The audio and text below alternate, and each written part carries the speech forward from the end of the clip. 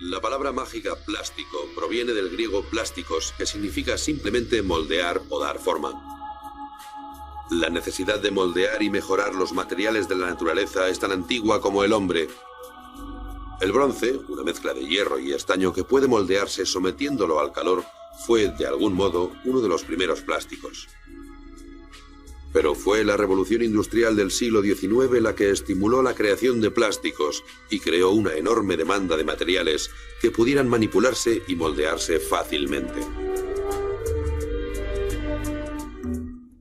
En el siglo XIX se quería desarrollar el marfil artificial. A mitad de siglo, el elefante africano estaba en peligro de extinción debido al exterminio que sufría por parte de los cazadores, quienes buscaban sus colmillos para convertirlos en bolas de billar.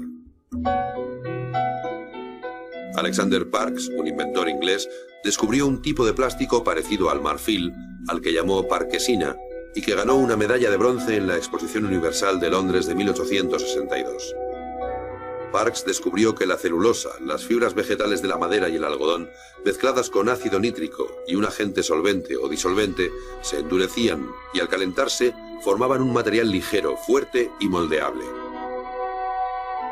Este medallón tan hábilmente trabajado está hecho de parkesina, al igual que este bastón tallado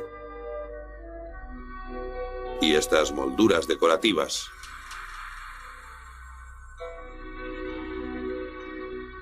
Parkes quería producir parkesina a gran escala, pero no encontró un solvente económico, el ingrediente básico que mezclara la celulosa y el ácido nítrico.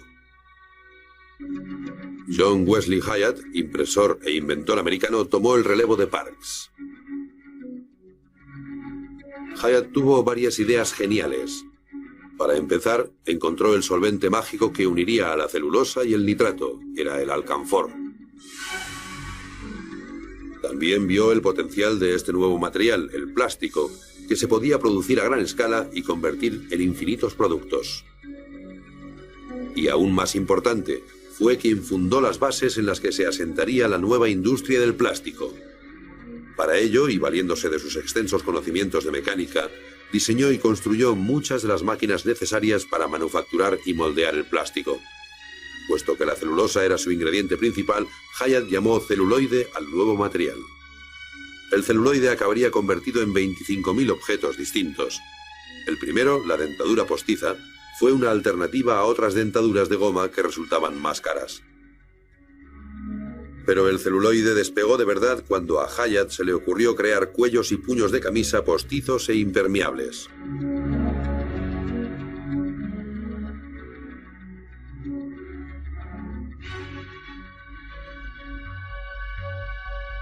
Los cuellos y los puños tuvieron tanto éxito que amenazaron a la industria china de la lavandería, en Estados Unidos, como sugieren alegremente los anuncios de celuloide que aprovecharon el sentimiento antioriental que afectó a este país en el siglo XIX. Otro producto importante hecho de celuloide, el corsé, se fabricaba con ballenas de celuloide que se vendían como inoxidables y resistentes al sudor. Por encima de todo, el celuloide se conocía como el gran imitador, el primer material creado por el hombre que podía copiar materiales naturales considerados de lujo como el marfil, las conchas de tortuga o el hueso. Las imitaciones de Hyatt eran extraordinarias.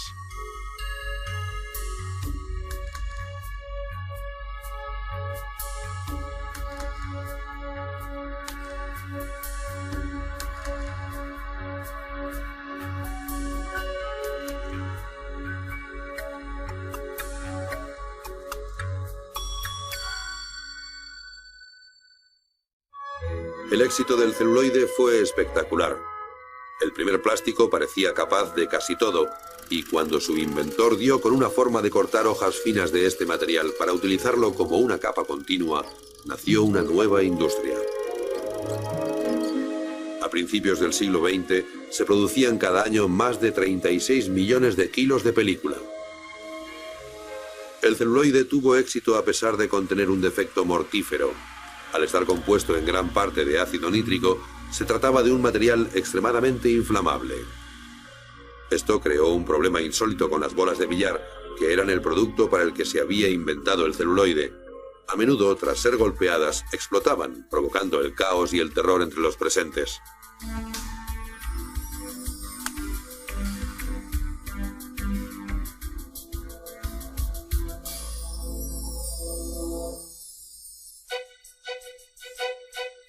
En 1872, el químico alemán Adolf von Baeyer mezcló fenol y formaldehído.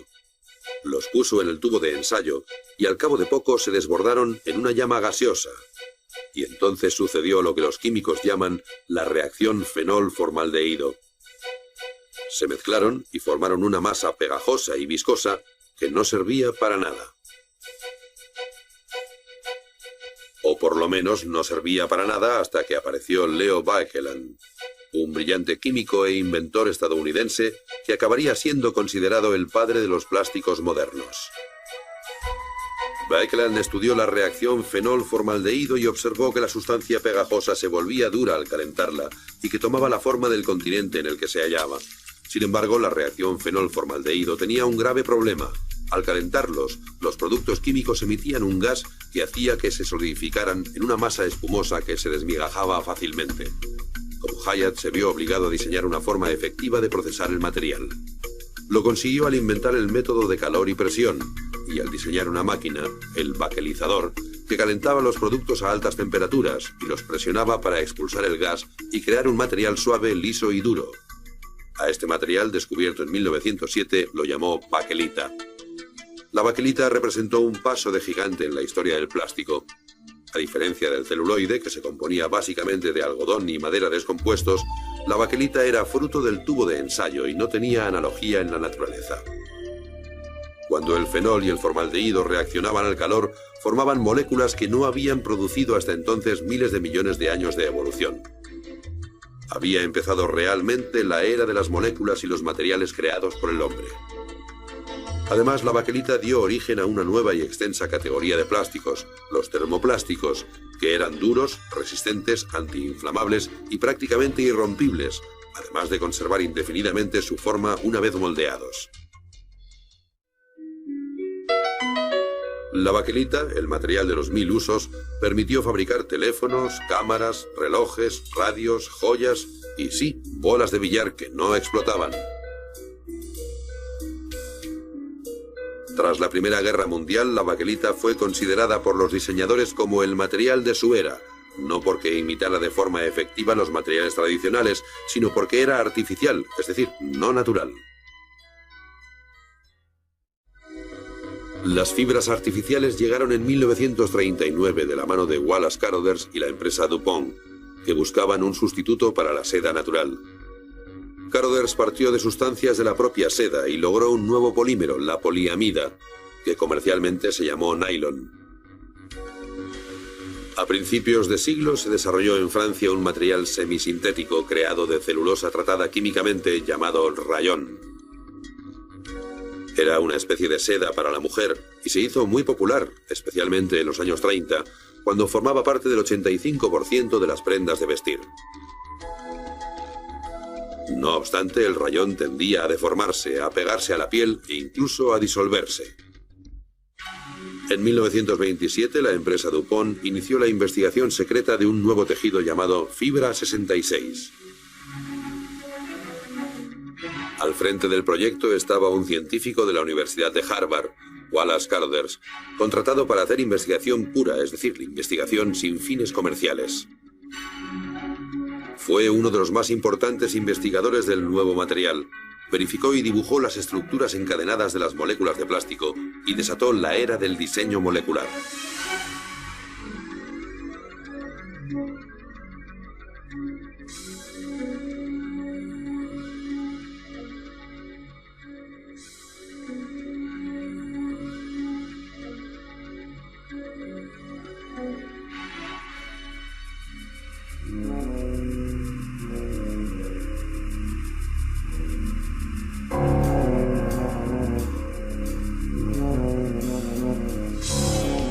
El nylon tenía este aspecto cuando Carothers lo sacó por primera vez del cóctel químico.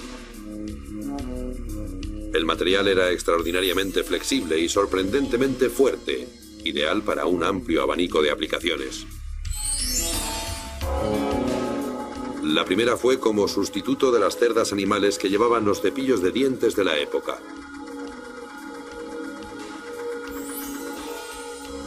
Pero la empresa DuPont tenía en mente un mercado más glamoroso y lucrativo, La seda, en concreto las medias de seda, que eran caras además de frágiles.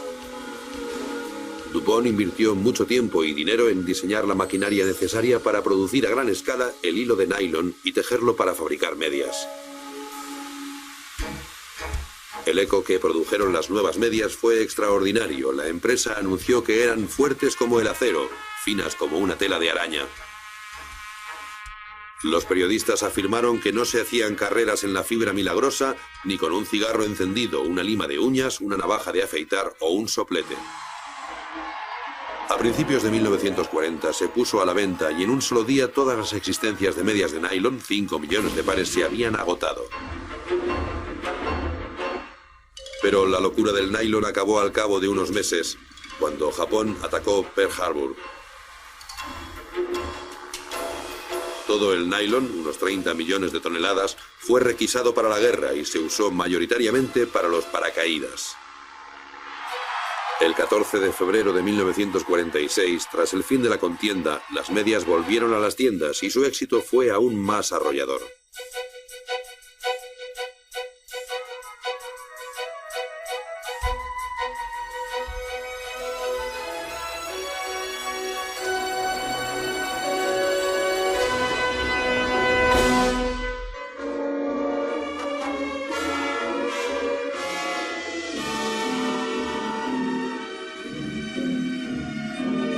Fue durante la Segunda Guerra Mundial cuando el plástico, con toda su magia y versatilidad, se puso a prueba. Debido a la escasez de materiales, la industria tuvo que imitar, duplicar y mejorar los recursos naturales difíciles de conseguir, especialmente el caucho. Durante la guerra, la necesidad militar de caucho fue muy alta. Wallace Carothers, que desarrolló el nylon, sentó las bases para la industria del caucho artificial en 1930, al desarrollar el neopreno. Al contrario que el caucho natural, que tarda 7 años en formarse, el caucho sintético podía polimerizarse en horas.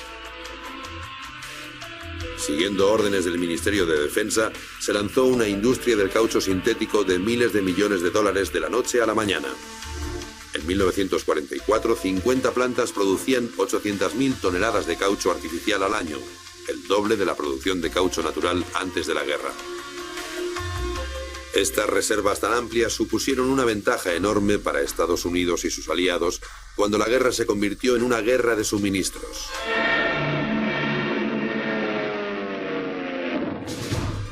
El plástico ofrecía una ayuda crucial en otro frente, el asedio aéreo al que fue sometida Gran Bretaña por parte de la aviación alemana.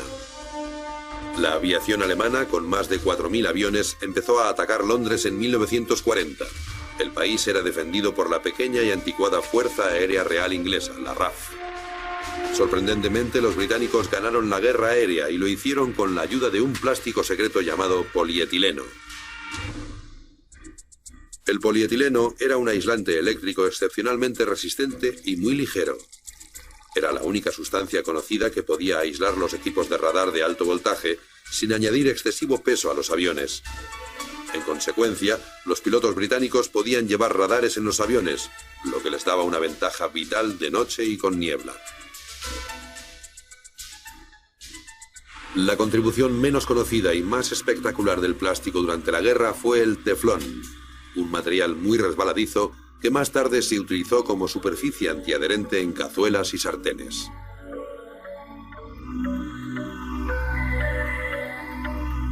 Los químicos de la empresa DuPont descubrieron esta resina en 1938 en el fondo de un cilindro que a primera vista parecía vacío.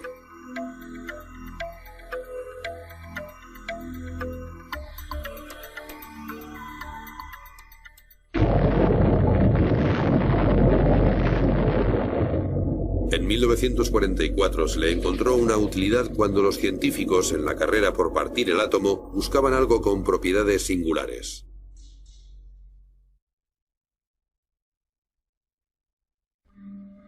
El diseño molecular de los productos químicos no fue más que el primer paso en el desarrollo de nuevos plásticos.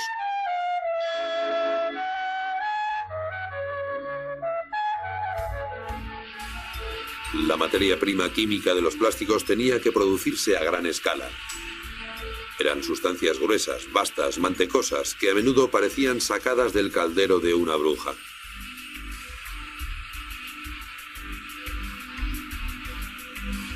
Estas gotas de pulpa sintética se comprimirían en hojas, bolitas, polvos y resinas que podían convertirse en hebras y en películas y que podían fusionarse con gas, además de moldearse para crear innumerables productos.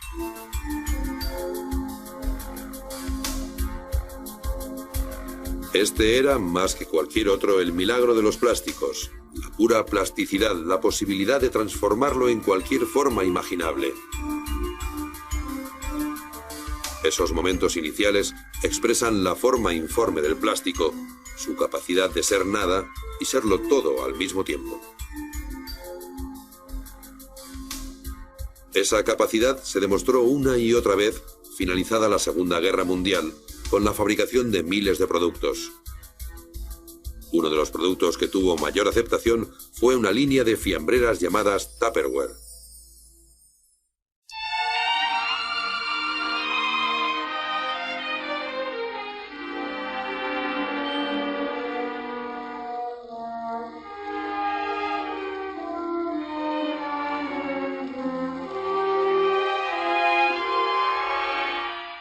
A finales de los años 40, el mañana maravilloso del plexiglas y otros plásticos había llegado. Tras prepararse para la guerra, la industria del plástico atacaba literalmente el frente doméstico. El Tupperware, por supuesto, se convirtió en algo básico en todos los hogares.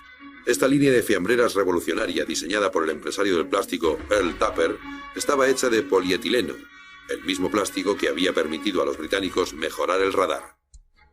Los contenedores elegantemente simples de Tupper eran tan innovadores que las amas de casa no sabían qué hacer con ellos cuando los veían en las tiendas.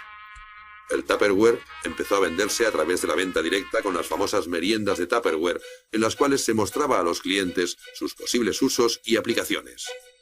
El Tupperware, publicitado como arte por 39 centavos, formaba parte de la colección permanente del Museo de Arte Moderno de Nueva York.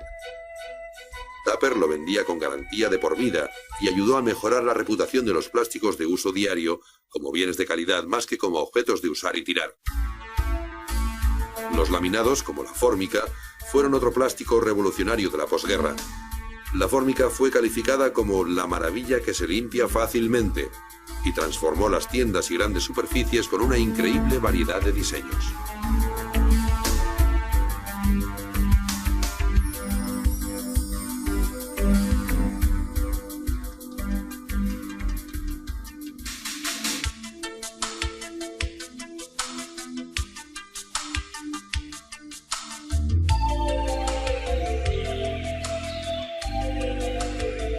A mediados de los años 50, el plástico estaba tan extendido que sin él, multitud de objetos de uso diario no existirían. El mundo se estaba rehaciendo, plastificando, trocito a trocito. Un renacimiento material único del siglo XX. Una técnica de producción revolucionaria llamada moldeado por inyección incrementó todavía más la avalancha de productos derivados del plástico. Entre otros hitos del plástico durante los años 50 se encuentran la espuma de poliuretano, el Corvette de 1953, con carrocería ultraligera pero resistente de fibra de vidrio, la película transparente que prometía aislamiento total de gérmenes y olores extraños, los muebles moldeados en una sola pieza para adaptarse al cuerpo, y una nueva necesidad, la televisión, insertada como las radios de la época en una carcasa de fenol tipo baquelita. En los años 50 el plástico lo prometía todo, incluso prometía protegernos de la lluvia radioactiva, como sugiere este traje antirradiación, fabricado con el caucho sintético más avanzado. Cuando los exploradores rescataron los tesoros del Titanic hace algunos años, uno de los aspectos más sorprendentes del botín debió ser que no había ni un elemento hecho de plástico.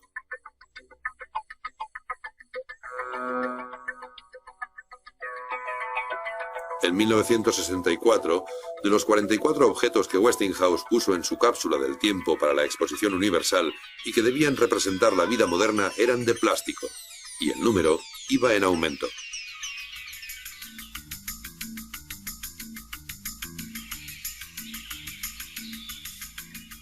El plástico se usaba para construir hogares futuristas, como esta cúpula geodésica en las montañas de Hollywood, erigida en un solo día. El Dacron y otras fibras antiarrugas dispararon la revolución de la ropa que no necesita plancharse. El vidrio artificial, hecho de monofilamento de nylon hilado en una entretela de poliéster, empezó a utilizarse en 1964.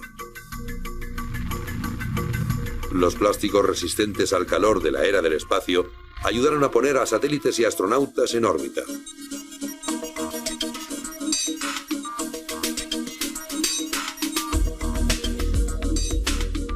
La moda también acogió el plástico y se adentró en estilos de la era espacial. Incluso el mundo del arte quedó fascinado por el plástico. En 1969, los artistas Christo y Jean-Claude envolvieron 2,5 kilómetros de costa australiana con 93.000 metros cuadrados de tejido sintético y 56 kilómetros de cuerda de polipropileno. Pero la imagen pública del plástico cambió drásticamente durante la Revolución Juvenil de los años 60. Tras décadas de aceptarlo sin cuestionarlo, el plástico fue objeto de controversia y criticado.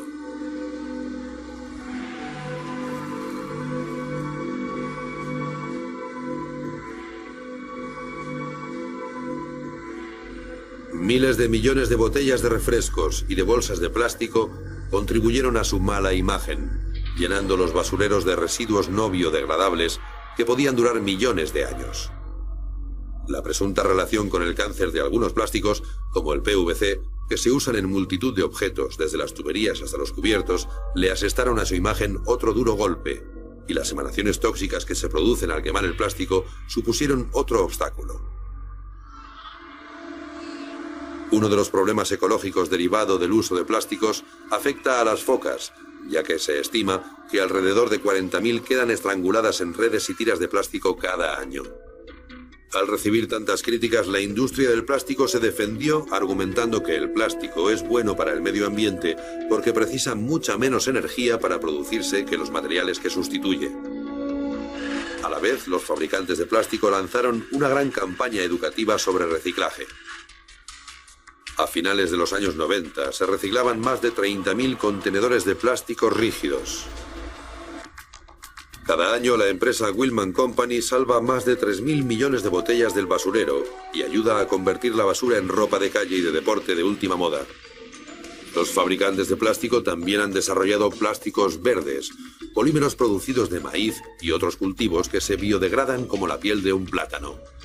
Desgraciadamente, los plásticos verdes no son todavía lo bastante baratos o resistentes como para usarlos en la mayoría de productos de plástico. Y el reciclaje es limitado, ya que muchos plásticos se degradan cada vez que se los recicla y finalmente acaban en el basurero.